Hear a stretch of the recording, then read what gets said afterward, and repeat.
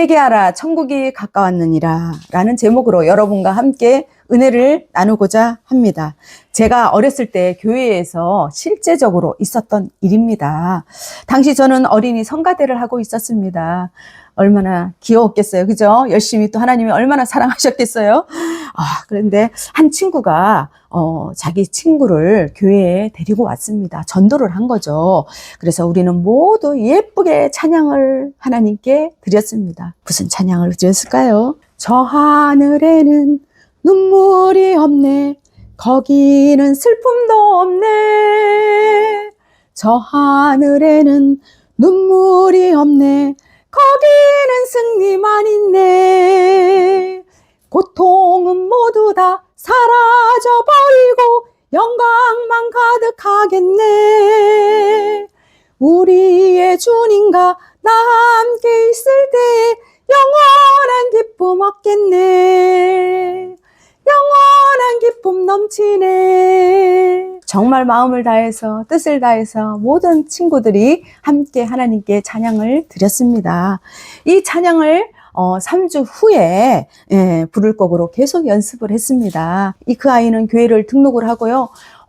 한 번도 안 빠져요. 2주 연속 계속 오고 그 다음에 오후 예배까지 드렸습니다. 정말 보니까 제가 자세히 기억은 안 나요. 사실 그 친구랑 뭐 이렇게 대면하고 그러진 않았지만 옆에서 보니까 순하고 착하고 정말 성실한 친구였습니다.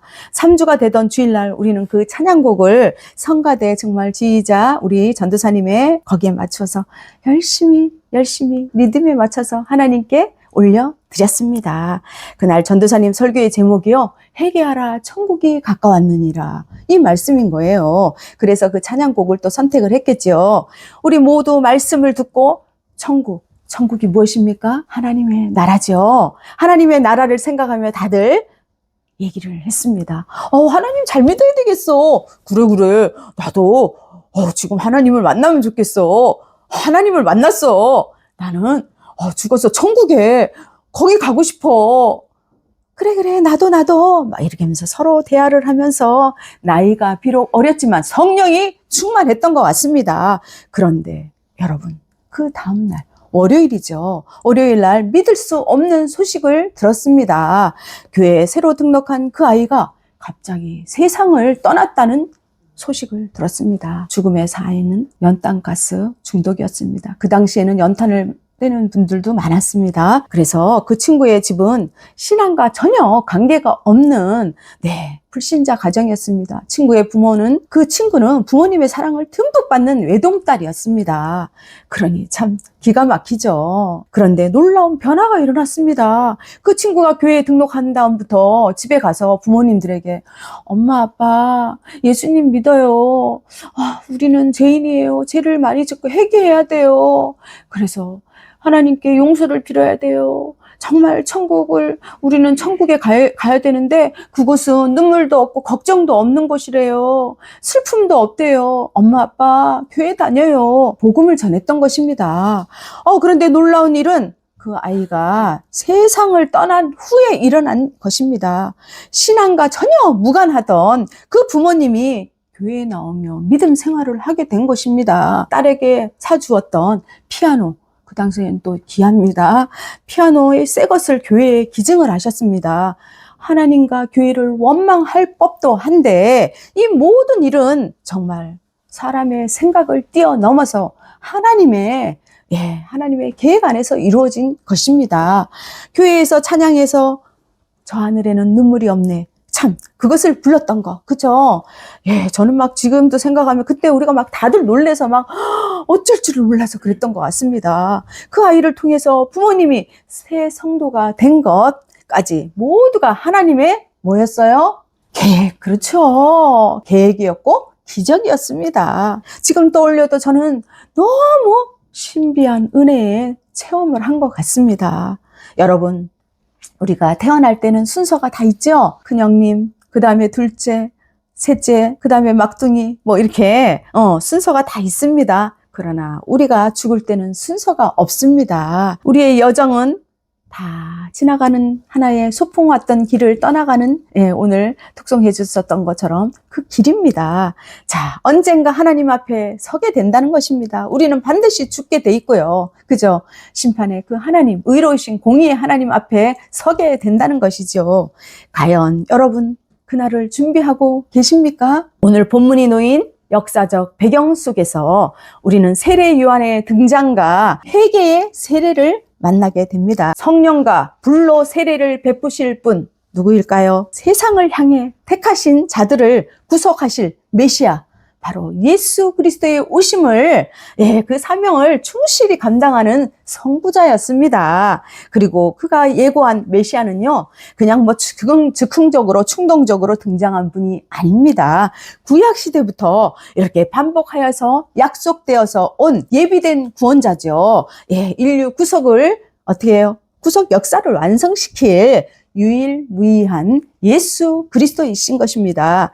예수님의 공생애가 시작하기 전에 오랜 침묵이 계속 됐었어요. 구약과 신약 사이에. 그걸 중간사라고 하는데 거기에서 침묵이 계속 있었는데 유대 땅에 세례 요한이 힘있게 외쳤습니다.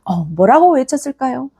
회개하라, 천국이 가까웠느니라. 그 외침의 장소는요, 어디였을까요? 그 멋진 예루살렘 성전이었을까요? 아니요. 종교 권력이 집중된 회당이었을까요? 아닙니다. 사람들이 북적북적 거리는 마을, 동네였을까요? 아닙니다.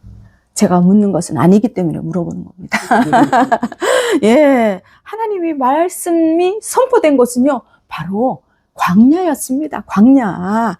세례 요한은 이사야 40장 3절에서 예언에 성취된 인물입니다. 곧 광야에서 외치는 자의 소리로 등장한 것입니다. 그가 외친 길을 예비하라. 이 말은요, 단순히 종교적 그 어떠한 구호가 아닙니다. 외치는 소리가 아니라는 것입니다. 회개를 통해서 어떻게 해요? 삶의 방향을 하나님께 돌리고 하나님의 다스림을 맞이할 준비를 하라는 강력한 요청인 것입니다. 사랑하는 여러분, 광야는 언제나 하나님께서 새 일을 시작하는 자리입니다. 그것은 인간의 능력이나 인간의 어떠한 배경이나 조건이나 그 다음에 인간의 어떤 명예나 이런 것이 드러나는 곳이 아닙니다. 외적인 장식이나 또 자격, 화려한 배경 이런 것이 아무런 의미를 갖지를 않습니다. 광야는 하나님 백성에게 매우 상징적인 공간인 것입니다. 자, 하나님께서 사람 중심의 그 모임이 아니고 사람의 중심의 무대가 아니고 하나님의 중심의 자리에서 구원의 역사를 시작하셨던 것입니다. 네, 세례 요한의 메시지는 복잡하지 않습니다. 단순, 간결합니다. 그의 선포는 단 하나였습니다. 회개하라, 천국이 가까웠느니라. 이 메시지는 보기에는 참 단순하잖아요. 여러 가지 토가 안 붙었잖아요. 그죠? 그런데 결코 가볍지가 않습니다, 여러분. 형식적인 종교를 무너뜨리고요, 심령 깊은 곳을 찌르는 철저한 회개를 요구하는 것입니다. 그러한 말씀인 것입니다. 세례 요한은 구약의 긴 침묵을 깨고 등장한 신약 시대의 첫 뭐예요? 바로 이 사명을 감당한 예언자인 것입니다. 회개하라, 천국이 가까웠느니라. 이 외침은 결코 불신자, 예수를 안 믿는 사람을 향한 말씀이 아니었습니다. 그 당시 그 모든 것은, 그 말씀은 모든 이스라엘 백성 전체였고요. 특히 바리새인과 사두개인들, 그들은 누구입니까? 종교적 중심에 서 있는 바로 종교 지도자들입니다. 네, 그들은 조상의 전통을 어떻게 해요? 자랑을 했죠. 율법적 행위, 의로운 그것을 기준으로 삼아서 그 다음에 자신들을 하나님의 나라의 당연한 상속자로 여겼던 것입니다. 그러나 요한은 분명히 선포했습니다. 이제는 설동도 아니고 신분도 아니고 종교적 배경도 아니다. 그것은 천국에 들어갈 자격이 없다. 라고 선포한 것입니다. 그러니까 필요한 것은 형식이 아닌 생각과 선택, 일상 전체를 하나님께 맡기는 그러한 근본적인 변화를 요구한 것입니다. 성경이 말하는 하나님 나라는 단순한 장소가 아닙니다. 무엇입니까? 요한의 사람들이 몰려들었죠. 광야에. 그죠? 근데 그것은 왜입니까? 요한의 외모가 뛰어나서요? 요한의 배경이 뛰어나서요? 지식이 뛰어나서요? 아니죠. 그 말씀 속에 하나님의 기름 부으심, 언약의 불이 있기 때문입니다. 하나님께서 왕으로 다스리는 하나님의 통치임을 믿으시기를 축복합니다. 아멘. 하나님이 왜 광야에서 그렇게 말씀을 전하며 사람들이 왜 광야로 몰려들었을까요? 요 안에 아무것도 볼 것 없는 사람이었지만 사람들은 깨달았습니다. 그래서 예루살렘에서 요단강 동편에서요, 그리고 온 유대 사람들이 몰려들었습니다. 그리고 요한의 앞에서 자기의 죄를 자복하고 그 다음에 요단강에 들어가서 세례를 받았던 것입니다. 광야가 어느새 눈물과 회개의 뭐예요? 물결로, 도가니로 변했습니다. 그런데 요한이 가장 강하게 책망한 사람이 누구입니까? 바리새인들과 서기관들. 그들은 회개하러 온 것이 아니고요. 사람의 눈치를 보려고 그래, 내가 종교 지도자인데 한 번쯤 와줘야지 뭐, 이런 마음으로 온 것입니다. 요한은 그들을 보자마자 외쳤습니다. 이것은 정말 놀라운 말입니다. 독사의 자식들아. 와, 성경에서 선지자가 이렇게 직설적으로 표현한 것은 많지가 않습니다. 왜 이렇게 말을 했을까요? 그들의 겉모습은 경건하고 그 겉모습은 정말 사람들이 바라보기에 야, 위대하다, 정말 존경할 만하다 그랬지만 어떻게 했습니까? 마음이 하나님께 죽어 있었기 때문입니다. 하나님과 멀어져 있었기 때문인 것입니다. 요한은 외쳤습니다. 회개에 합당한 열매를 맺으라. 아브라함이 조상이라고 자랑하지 말라. 하나님은 돌들로도 아브라함의 자손을 만들 수 있다라고 말을 하고 있습니다. 요한의 메시지는 분명합니다. 회개는 말로 하는 것이 아니라 뭐예요? 삶의 변화로 증명한다는 것입니다. 하나님은 지금 우리의 마음의 뿌리를 보고 계십니다. 우리의 삶이 얼마나 화려한 잎을 가지고 있는지가 아닙니다. 무엇입니까? 그 뿌리가 하나님께 닿아 있는지, 열매가 영적으로 맺어 있는지를 보는 것입니다. 예배를 드려도 변화가 없다면, 말씀을 들어도, 말씀을 하면서도 삶의 변화가 없다면 그것은 하나님의 뿌리를 둔 것이 아니지요. 그 뿌리에 문제가 있는 것입니다. 여러분, 오늘도 하나님은 우리에게 묻습니다. 너희 삶의 회개에 합당한 열매를 맺고 있느냐? 맺고 있습니까, 여러분? 그냥 웃으시네요. 네, 맺기도 하시지요. 너의 중심에 내가 닿고 있냐? 그것을 물으시는 것입니다. 여러분, 행함이 없는 믿음은 죽은 믿음이라고 했습니다. 요한은 자신을 높이지 않았습니다. 오히려 말합니다. 겸손히 메시아 예수 그리스도를 소개하는 것입니다. 나는 물로 세례를 줄 뿐이다.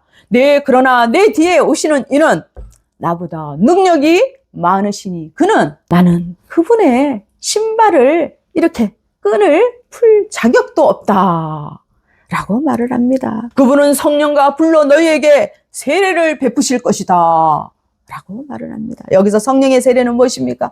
우리를 새롭게 하고 근본적으로 불의 세례는 우리 속에 있는 불순물, 그것을 태워버린다는 것입니다. 아무리 자기가 사랑을 외쳐도 사랑하지 않으면 무슨 소용이 있겠습니까? 아무리 믿음이 있고 그 다음에 하나님의 말씀대로 산다고 자기가 언어로 시인하고 한다 할지라도 행함이 없으면 아무 소용이 없는 것입니다. 예수 그리스도는 알곡과 쭉정이를 나누실 것입니다. 알곡은 어디예요? 곳간에, 그 어려운 것을 곳간에.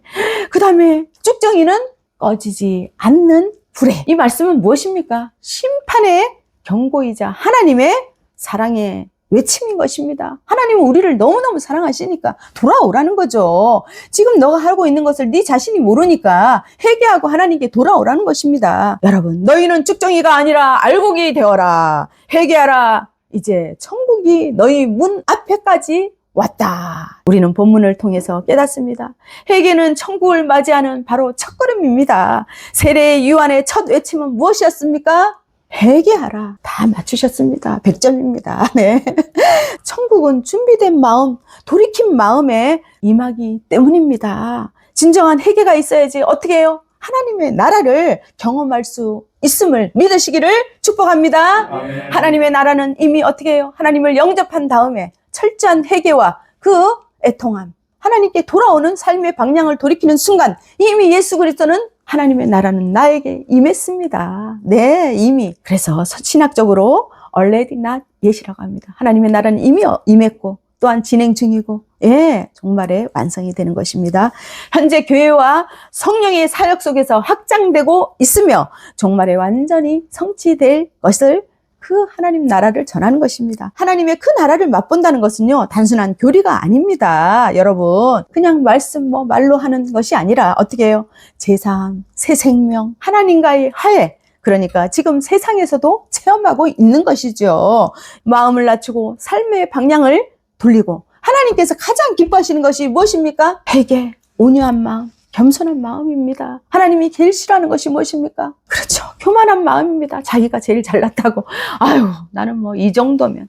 그것은 정말 철저한 회개가 필요합니다. 왕이신 예수님을 가로막고 있는 장애물을 제거하라는 뜻입니다. 회개는 단순한 감정의 후회가 아닌 것입니다. 하나님의 통치 앞에 자신을 내어놓고 삶의 전환을 일으킨다는 뜻임을 믿으시기를 축복합니다. 아멘. 둘째, 회개는 말이 아니라 열매로 드러납니다. 네, 열매로. 바리새인과 사두개인들, 그 종교적 지도자들은 어떻게 했습니까? 형식적인 신앙을 가졌는데 그것을 어떻게 해요? 겉모습이 아니라 변화된 삶이 회개의 증거이기 때문입니다. 참된 신앙은 반드시 열매로 나타나야 하는 것입니다. 그렇게 되기를 원하며 또한 될 줄 믿으심을 축복합니다. 아멘. 요한복음 1장 6절에서 9절을 보면요, 하나님께로부터 보내심을 받은 사람이 있으니 그의 이름이 요한이라. 그가 증언하여 왔으니 곧 빛에 대하여 증언하고 모든 사람이 자기로 말미암아 믿게 하려 함이라.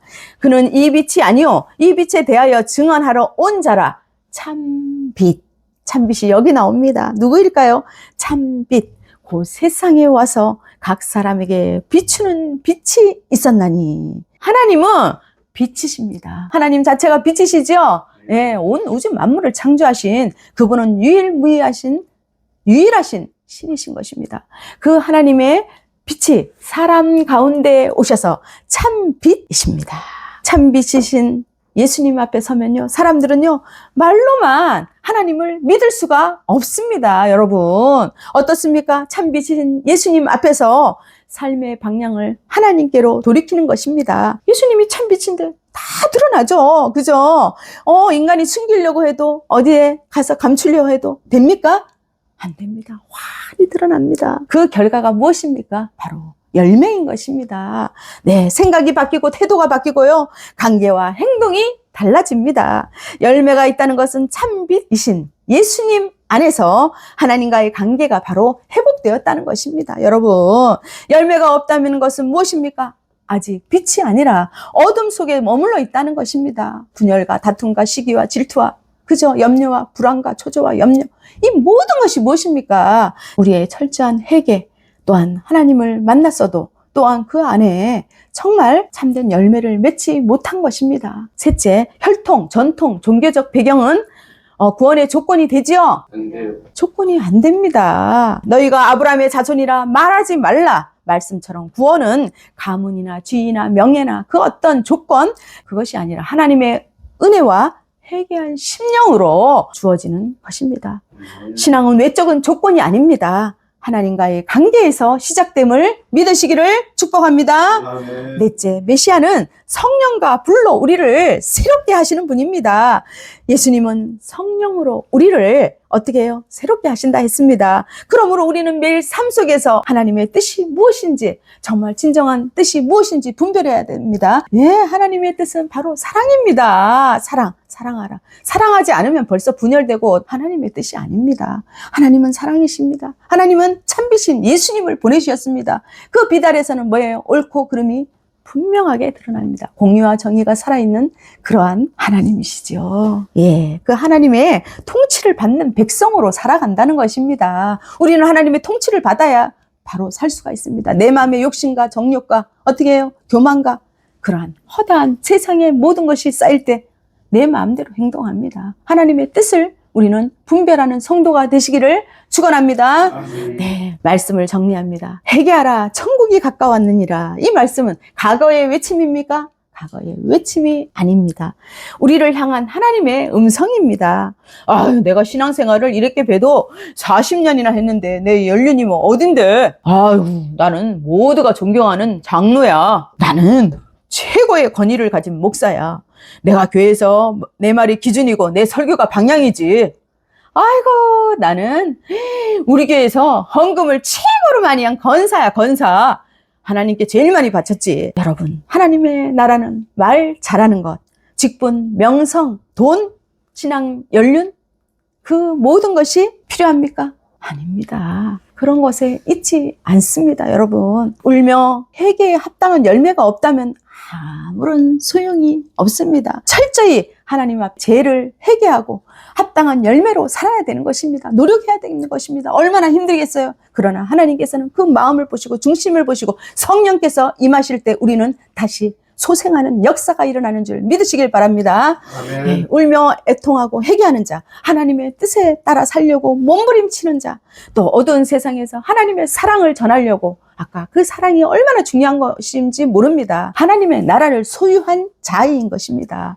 그러한 것을 느끼는 줄 그런 것을 믿으시기를 축복합니다. 아멘. 고린도전서 4장 20절에 보면요. 하나님의 나라는 말에 있지 않고 오직 능력에 있음이라 라고 말씀하십니다. 겉으로 드러난 언변이나 내 종교적 포장이 아닌 삶을 변화시키는 하나님의 실제적인 능력, 곧 회개와 순종, 그리고 무엇입니까? 성령의 역사 속에서 나타납니다. 이제 요한이 소개한 바로 그 영원한 생명을 주시기 위해서 이 땅에 오셨어요. 이 땅에 사람의 몸으로 오신 것을 무엇이라고 합니까? 성육신이라 하죠. 성육신으로 오신 아기 예수 그리스도의 탄생하신 성탄절을 며칠 앞두고 있습니다. 여러분, 우리의 짧은 인생의 여정에서 사랑의 증거, 바로 예수 그리스도, 그를 믿는 우리는 정말 복된, 참으로 멋진, 참으로 귀한 인생임을 믿으시기를 축복합니다. 아멘. 기도하시겠습니다. 하나님 아버지, 말씀 앞에서 회개하며 다시 돌아가게 하시니 감사합니다. 깨닫게 하시니 감사합니다. 말이 아닌 열매 맺는 믿음으로 살게 하여 주시옵소서. 성령으로 우리를 새롭게 하여 흔들지 않는 참된 믿음을 허락하여 주시옵소서. 불안한 세상 속에서, 염려와 고통 속에서 정말 어렵고 힘든 소외된 사람들을 돌아보게 하여 주시옵소서. 예수님의 사랑을 실천하게 하시옵소서. 주님의 평안으로 우리를 지켜 주시옵소서. 살아계신 예수 그리스도 이름으로 기도합니다. 아멘.